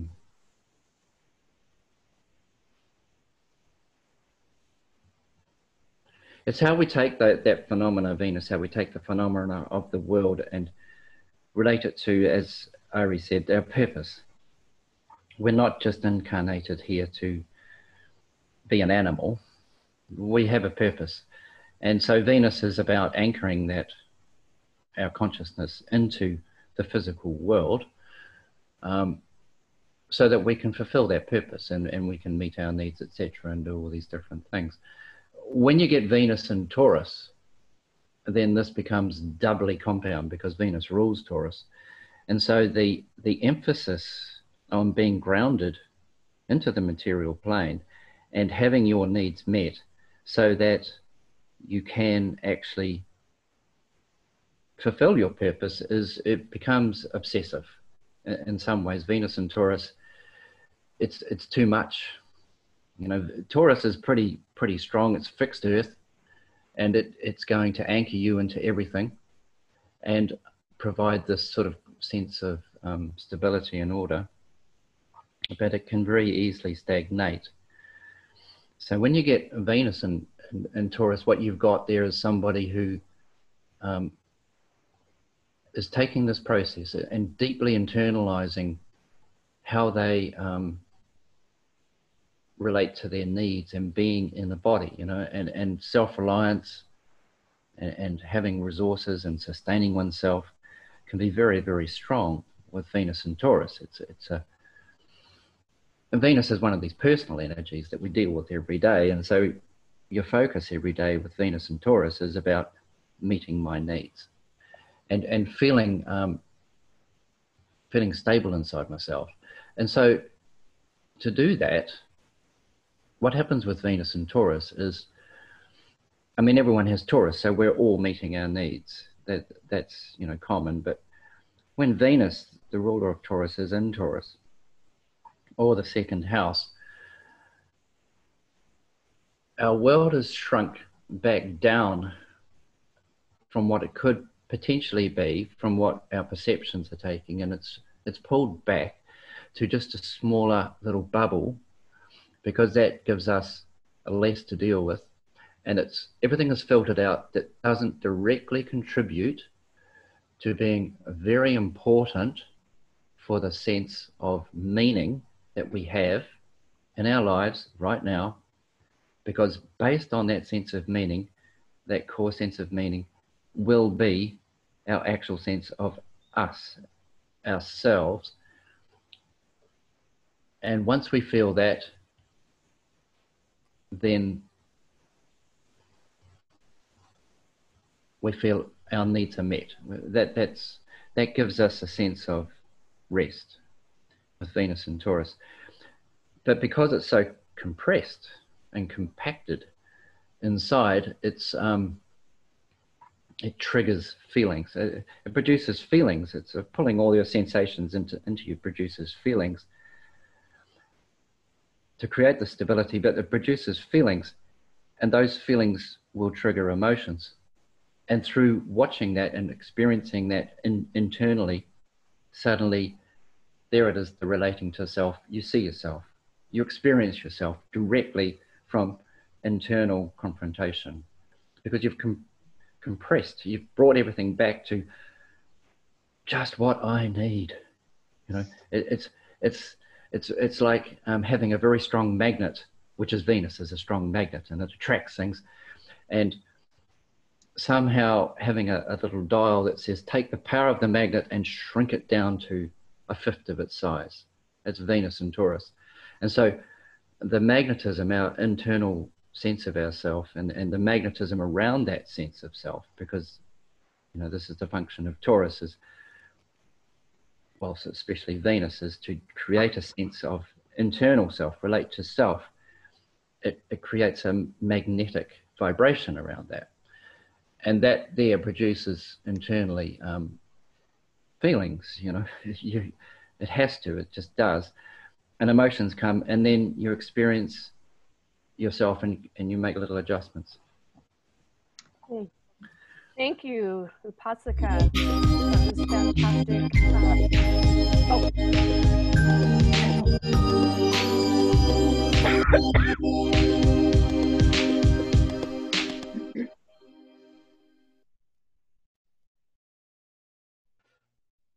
Yeah, so sorry, I kind of jumped the gun there. Mercury and Taurus, you just kind of got me thinking about how, you know, Mercury is a planet of communication, and this could really correlate to people who have tendencies to really just say what is necessary, you know, where there aren't a lot of words. And in the process of ordering phenomenal reality and giving it names and classifications, it makes me think of, you know, there's a focus on the value of all these little building blocks that connect. Like, for example, the food chain, you know, like for me, you know, when I was young, I used to just despise bugs like mosquitoes and things like that. And then as I grew into adulthood, I really started to value birds. And there's a number of birds who rely on mosquitoes. And so, you know, it's that kind of valuing of how things are connected. What do you think, Kristin?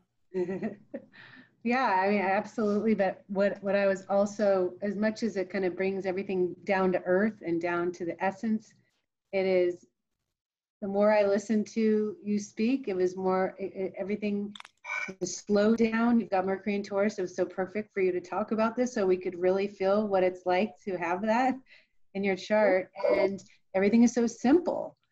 Everything is so stripped down. And then there's also this need, I think, for you to have Mercury and Taurus, it's so perfect for you to have found this work, because the polarity is all that Scorpio energy. It's bringing you deeper into yourself and your soul, and it's just kind of busting through the limits of the mind and realizing there's a limit to what that mind can access. And I love the word that you used to describe Mercury and Taurus. You said, it's really tethered there. And I thought, wow, that is quite a visual. You know, it's tethered there. The mind is tethered there. It's just tethered. And there's a very popular book I have, but have not read in completion, but it's called The Untethered Soul. That's so commonly, I think a lot of people have read it at this point, but it's out there in the world. And I love that expression, because the goal for all of us really is to untether ourselves. And when you talked about the beauty of Mercury and Taurus, how you just slow everything down, and you just, how much you can experience just watching your breath. You know, and it's a perfect signature for a monk and somebody who meditates a lot, and someone who's had the life that you've had. Of course, we're all reflections of our chart in that way. So I really found so much value in what you shared, and I feel it in a new way because of what you've shared. So, and Venus too. Yeah. Thank you. I feel like I know it better, more deeply. Well, that's exactly what this Taurus does to Mercury. You have to feel it tangible. Mm-hmm. Exactly. Right. Mm-hmm. Exactly. Success. All right. Okay. So go ahead and introduce our last speaker for today. So I'm sorry, I'm having a bit Do you want me to do that? Coughing fit. Yeah, please. Okay. We have Cyndy Clemens. And Cyndy blends a full and rich life experience, intuition, guidance, education, as well as her own personal journey, and helping clients find what is true for them. And then giving them a step-by-step process and/or practice for bringing insights into the way they live and experience their day-to-day life. Cyndy, you were at the very last school that Jeffrey taught, right? Yes, You were there in attendance. So Yes, was I was. Stacie. We three of us were there in Boulder, Colorado, and so that was a long time ago, 16 years ago. Is that right? Yep. I can't believe that. Yep. It's like yesterday. So how have you evolved in 16 years? Great deal. Well, I actually have Jupiter in Taurus in the second house. And so since then, up to that point, I had lived a life, you know, I grew up, my parents were in poverty and that kind of thing. And then in my early adult life, my then husband and I, we built a business together, and we gathered a lot of stuff. And the more stuff we got, the heavier I felt, and the more I wanted to get it off of me and break free from it. And so I ultimately did that. I actually left the marriage, left the business, left everything, left all the things behind. And then ended up gathering a few more things on my own, but then I systematically lost all that too. I actually got to a point where I lost everything. And there were some times you know, where I even experienced homelessness. Wow. And in that place is where I really anchored into the soul. You know, just that was the one thing I knew that I had. And once you find that place, it's like the ultimate intermarriage, you know, where you really get that is everything. And you make the commitment to that, and then that will always be the priority, and to live from that place from then on. And so as a result of all of those experiences, and yes, I am a somatic breath therapist. And so breath is, in my opinion, it's everything. So a lot of times when I'm working with a client, you know, especially if their minds are, you know, spinning out, it's just about slowing it all down and saying, you know, just this breath, just this inhale, just this exhale is all you need to know right now. And if you can slow it all down, then you can anchor into your soul and feel that sense of solidity and security that you are hoping all the external things will bring you. So yeah, that's been my life. So ironically, it's kind of interesting because two of some very important people in my life, I'm going to be talking about Mars in Taurus and the moon in Taurus. My oldest son actually has Mars in Taurus. And I'm actually living here with him now, and my daughter-in-law, who is a Taurus. Oh, wow. So it's kind of cool, actually, to watch these different facets, you know, based on where their evolution is. My son had to go through a period of time because he's a Cancer. So he was like starting out very much a mama's boy, you know, like he was never going to leave home. I remember him saying, yeah, I'll move out when I'm 42 or something crazy like that.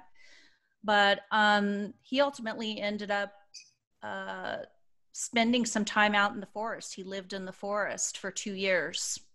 And that's where he really started to develop a sense of self-reliance and connecting with nature and going inward. And then from that place, he spent some time being a musician and stuff like that too. But, you know, from the time he was a little boy, I always saw him as being very much a family person, a person that's connected, very much connected to home. And so he ended up falling in love with somebody that, well, he actually was always in love with her, honestly. They knew each other in high school, and they finally got together. And so it's really beautiful to observe him now in this life, you know, where he's now the daddy. And sorry, I'm a little emotional about this. He's now the daddy, and he's aligned with this sense of purpose in a way that I've never seen before. And there was something I posted earlier today that I thought was really kind of brings that home. That someone had posted. They said, sometimes I just want it to stop. Talk of COVID, protests, looting, brutality. I lose my way. Become convinced that this new normal is real life. But then I meet an 87-year-old who talks of living through polio, diphtheria, Vietnam, protests, and yet is still enchanted with life. He seemed surprised when I said that 2020 must be especially challenging for him. No, he said slowly, looking me straight in the eyes. I learned a long time ago to not see the world through the printed headlines. I see the world through the people that surround me. I see the world with the realization that we love big. Therefore, I choose to write my own headlines. Husband loves wife today. Family drops everything to come to grandma's bedside. He patted my hand. Old man makes new friend. His words collide with my worries, freeing them from the tether I had been holding tight. Right? Isn't that such a Taurus thing? Mm-hmm. They float away. I am left with a renewed spirit. My headline now reads, Woman Overwhelmed by the Spirit of Kindness and the Reminder that our capacity to love is never ending. That's beautiful. And so I think that that's, you know, really kind of the ultimate manifestation of Taurus, you know, when it's, you know, focused on materialism, it's actually, that's the distortion, right? Because it's energy moving outward and the energy needs to be moving inward. And so once that energy is moving inward and we anchor into that, then all of those needs that we're looking for to be met, they're automatically taken care of. So if you just connect with that and stay connected with that, and no matter what's going on externally, even if you have to stop everything and just breathe to bring you back to center, then everything sort of, you know, lines up and starts to make sense. And, you know, because Taurus is not conceptual, right? It's like if we're trying to figure things out with our own mind, that's very difficult for the Taurus part of ourselves, you know, that experiences life through all of our senses. So, and not just the five senses, but the sense that's connected with spirit, you know, so through being connected with nature and the smells and the sounds and the tastes and the touch and the feeling and the sensing and the knowing, that's when we feel secure. That's when we feel safe. And a lot of times when we're moving that energy outward and we're trying to seek it externally, trying to even create it, right? We love our candles. We love our scented candles. We love our, you know, we're always trying to pull it from the outside, trying to create that thing that can only be found here. You know, one thing that I've observed in the Taurus energy is that it's very thorough. It's methodical and it's very thorough.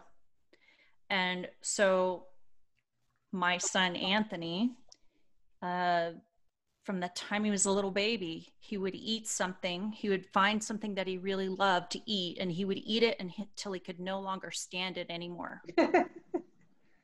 So that's kind of the way the soul works, right? In working through all of those separating desires. It's like just thoroughly just work through it until we just no longer have the desire for that anymore. And then we go inward. And he even, the one thing that he still loves is watermelon. So, but pretty much all of the other foods that he would eat until he couldn't stand it anymore, to this day, he still can't eat it because he just ate it till it made him sick. So, creature of habit, right? Yes, creature of habit. Yeah. So it's interesting to observe this, you know, Mars in Taurus person who is also Pluto in Scorpio generation, and having that polarity there. His Mars is actually in the 9th house. So being in the alignment with this thing that gives him a sense of purpose, he's just like a completely different person. And there's just this level of confidence that he's steeped into. And then having this very Torian, sensual, beautiful person that he's, you know, that he's totally in love with and committed to at this point, and watch him blossom from that experience of being in interdependence. They're interdependent on each other. It's not codependent. It's, you know, like beautifully watching these two people work together. It actually restores my faith in relationship, honestly. So it's been a beautiful thing to witness and watch them working through things. So he teaches her because, like I said, he spent time in the forest and, you know, really has had that stripped down where he knows what true self-reliance feels like. And so he kind of helps to sort of, you know, reel in her crazy in a way, you know, by not jumping on it, you know. So, and he's had some help with mom around that, you know, because I used to be that person, you know, before evolutionary astrology school, highly insecure, highly seeking things outside of myself to make myself feel safe and secure, and, you know, after being extremely traumatized. And so the only way that I was ever going to find that security was to work through, do all that shadow work and just strip it all down, strip it all down, strip it all down, you know, and really question, you know, question what is really reality. So, and then just really quickly, the moon in Taurus person that I know, his moon actually was in the 7th house, and his Venus happened to also be in Taurus. And so he would, you know, it's like it was at odds with the part of him that was very much aligned with spirit, that was perfectly happy to go out into the desert and wander in the desert and just be with himself. But he had this overwhelming magnetic desire to be within the structure of relationship, to have those kind of needs met, and then be disillusioned by that. And then he's kind of started to, he's first stage spiritual, trying to transition into second stage. So projected that onto his spiritual community, something you kind of see quite often, you know, as that continues to evolve, and have the community basically just crumble. And he experienced a fall from grace. But, you know, now he's not inside the context of that relationship anymore. And he's, you know, back to, you know, walking his own path kind of thing. So really interesting thing to observe from, you know, and this is someone that was also born as a twin, by the way. So he had, you know, this sort of egocentric structure that was dependent on having a partner, and also experiencing that disillusionment because the twin was not the same evolutionary state as he was. So they just were very different, and he felt very, very connected with him, but, you know, didn't get the same in return. And so he found that also in his relationship. So really interesting to see that manifest in that kind of way. So. Absolutely, just putting that Taurus energy in a Libra house, and they both rule by Venus. That was a great example. Okay.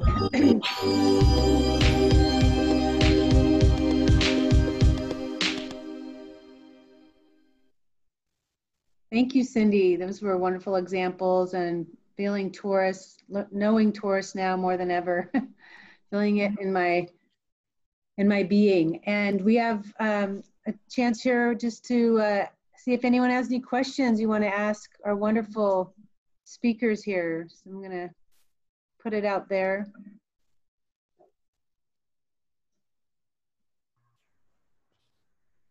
Hi, Kristin. Hi. Hello. I have a couple of questions from the Facebook audience. Okay. The first one is Beth Veltman says, I wonder if Kristin and the group could address something that I picked up in one of the first natural astrology videos, how her or someone else's horse allergy showed up to teach her something.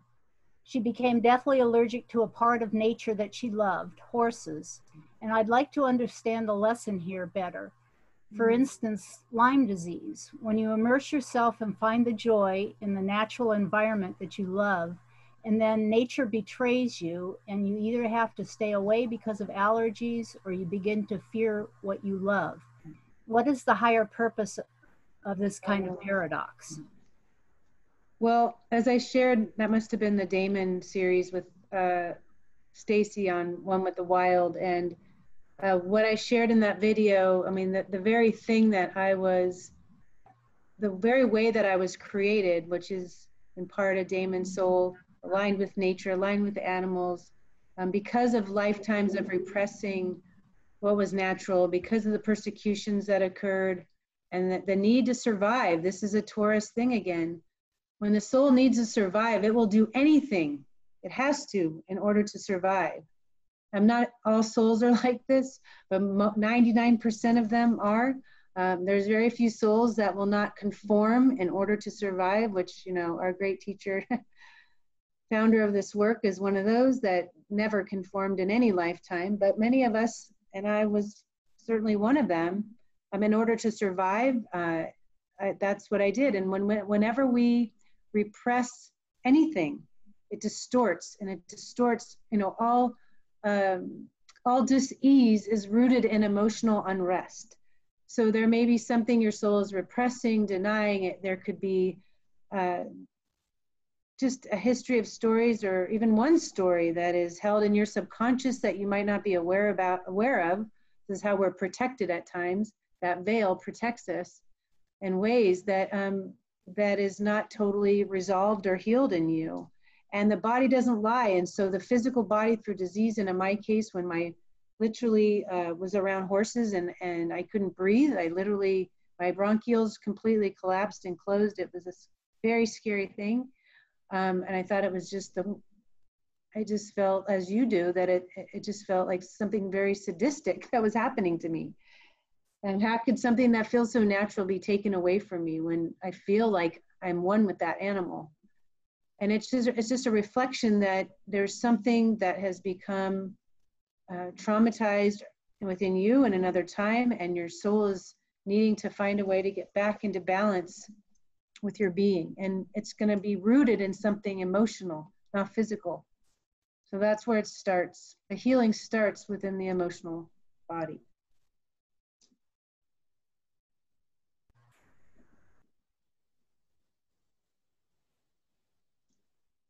And that may require, you know, going deeper in a private space. That's what I can share here. Awesome. Thank you, Kristin. And then we have one from Deirdre Kavanagh. Her question is, what would be the interpretation of Venus retrograde in the second house? One of you guys want to take that? Deva, are you still here? Yes, I am. Why don't you tackle that one? Okay. Well, I'll give as much as I can with a little premise that we cannot generate a full understanding based upon an isolated symbol. So I just want to make sure that it's understood that it's a general archetype that I'll be describing, and to get you would have to look at that isolated symbol within the context of the whole birth chart. But generally speaking, the retrograde archetype of Venus, essentially it's Venus going inward. Most people are defined by the 7th house part of Venus, this, Venus going outward, or our external relationships. When we have Venus retrograde, the soul is defined by its inner relationship with ourself. It's also an individuating function that these souls will march to the beat of their own drum. 9 times out of 10, they'll feel highly disconnected or not relate to the vast majority of people. They are trying to define their own values from within themselves, independent from the status quo. That's that individuation aspect of retrograde. And it's really forcing the soul to go very deep within itself in order to pull out, or in order to identify ways to sustain itself independent, or to sustain itself relative to its own sense of meaning, purpose, and value. So essentially, the soul will need partners that are also highly self-sufficient, and the retrograde symbol may symbolize like a recreation of relationships where the soul has fundamentally had to disconnect or recoil, because that sense of being mutually self-sustaining, the vast majority of relationships are in fact not based upon a mutual sense of co-equality or mutual self-reliance, which is what Venus and Taurus in the second house, at least from my perspective, is being thrown back on itself in order to determine. So if the only relationships that will feel right are the ones where that sense for self-sufficiency within the relationship can be nurtured, it can be a mutual value, and that soul typically won't have, at least from my understanding, will feel highly disconnected or will need to withdraw from the vast majority of relationships because there's a fundamental non-connection with values. It reminds me of a soul that, like a monk, it can definitely be a soul who's had lifetimes as a monk or a hermit who's also very content being within. And it's almost like the intention is to validate that the soul is intended to remain primarily rooted there from within its essence or from within its root, and that the right relationship will come from that. Yep.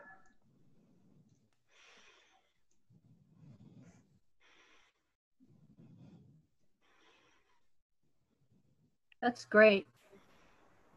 Okay, we've got one more also from Beth Veltman.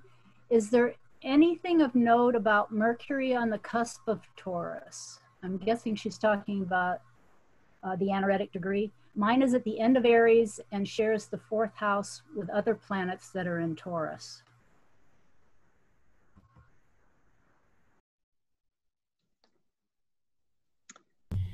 In general, we'd really want to see the whole context, but I can just share one thought on the nature of that transition. As is true with any planet that's at the end of a sign, that can symbolize a phase in this lifetime where the soul is bringing to culmination experience within a particular archetype. So Mercury at the end of Aries would really symbolize a potency within the realm of Aries, and it wouldn't be appropriate to apply the Taurus archetype to that, but we can understand that there might be movement towards a deeper stabilization of perhaps the information and experiences and knowledge and perspectives that the soul has learned and initiated over many lives or whatever, leading towards a greater consolidation. So we'd really just have to understand the context and ultimately why is that planet there, what kind of culmination is occurring in this lifetime.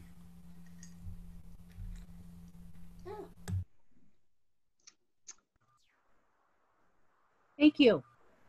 I think that's it for the Facebook questions. I just have a comment. I love this because I have Venus conjunct Pluto in the 2nd house, and my Black Moon Lilith and Vesta are in Taurus. So this has just been wonderful. I thank you guys very much.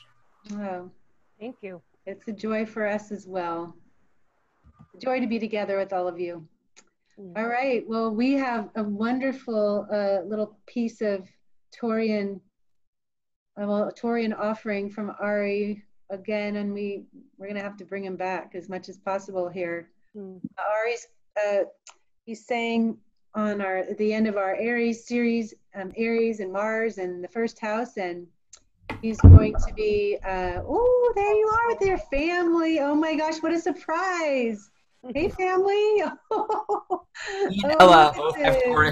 Both have Venus in the 2nd house.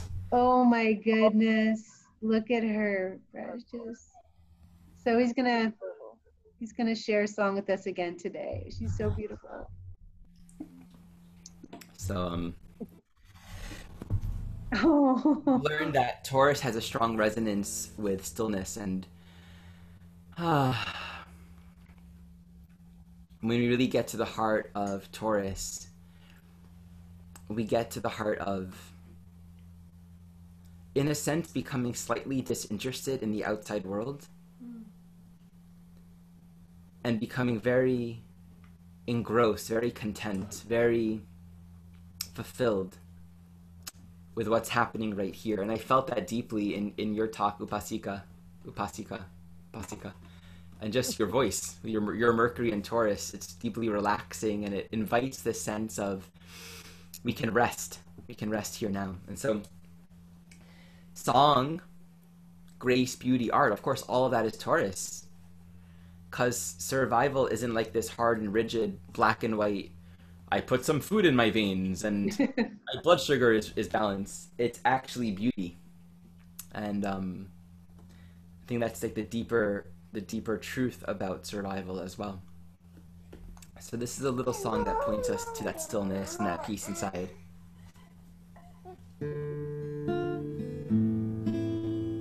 Gonna have to, let's turn a little bit. Can you hear the guitar well? Uh-huh.